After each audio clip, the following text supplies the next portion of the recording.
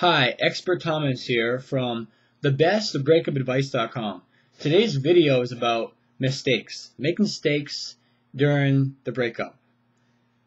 First off, is contacting your ex right after the breakup a mistake? It depends. It is a mistake most of the time because the first month after the breakup is a no contact period. You must not talk to your ex. Now, sometimes you really have to talk to your ex. Some people cannot afford not to talk to their ex because they may have a kid together, going through divorce, or you work together, or whatever the case may be. These are some exceptions. And during these circumstances, you're going to have to talk to your ex, and you're going to have to see him. I mean, think about it. If you have a kid together, and you completely ignore your ex, and they want to see the kid, that's going to cause more harm than good. So those are some exceptions. So you can talk to your ex during those times. Now, however, when you do talk to your ex during these times, when you work together, when you see your kid, or you're going through divorce, whatever it is, when you see each other, only talk about the subject at hand. If you and your ex are seeing each other because you have a kid, only talk about the kid and nothing else. You're seeing each other because you're going through a divorce, only talk about the divorce and nothing else. If you work together, only talk about work and nothing else. Do not talk about the past relationship, the breakup, your feelings and your emotions. Do not. Only talk about the subject at hand. And if you go off subject, only go off the subject a little bit. And try not to talk to your ex for more than you have to. Only talk to them for 10, 15 minutes, half an hour. Don't talk to them all day. Now, if you have to talk to your ex, do not do it by phone and texting. Well, you can do it by phone sometimes. You see, any kind of contact you have with your ex during the breakup is vital. I mean, any kind of contact, anything that's said or done can completely destroy your chance of getting your ex back. So you need to try to have all forms of communication only face to face. Face to face. Anything else you do is going to dilute the message. It's going to make the message not come across as clearly. So when you text somebody or when you call them, you can't see them face to face. You don't know what their expressions are. You might get the wrong meaning, or you might not get what they really mean because you can't see how they feel. You can't see the, eye contact. For example, let's say I'm going to text you right now. I'm texting you. Hi, how are you doing? I need to see you. We need to talk about this. Yada, yada, yada. This and this and this. This and this and that. Hi, I need to talk to you. We need to talk about this and that and this and that. You see the difference there? So if you're going to have any kind of communication, have it be face-to-face. No texting. No texting. No internet stuff. No Facebook. No MySpace. None of that stuff. None of it. It doesn't mean anything. If you see your ex online, if they're looking at their MySpace or something, or the MSN, and they're not talking to you, who cares? Forget it. Because you do not want to talk to them online, texting, or preferably not even on the phone. Face-to-face communication, eyeball to eyeball.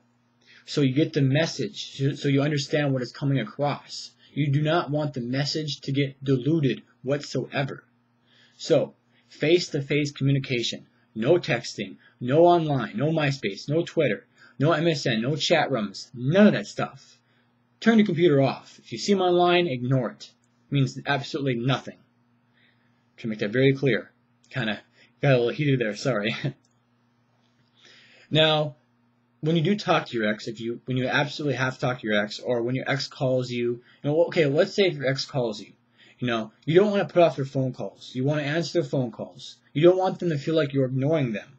Now, if your ex calls you, you talk to them for maybe 5 minutes tops. That's it. 5 minutes. Not 10, not an hour, not half a day. 5-minute conversation if your ex calls you. And when they call you, talk to them about just daily stuff, whatever it is, and be like, yeah, well, I'm glad you're doing good. Now, if they call you or when you see or talk to your ex, and they bring up the breakup, emotions or feelings or the past relationship, this is what you say.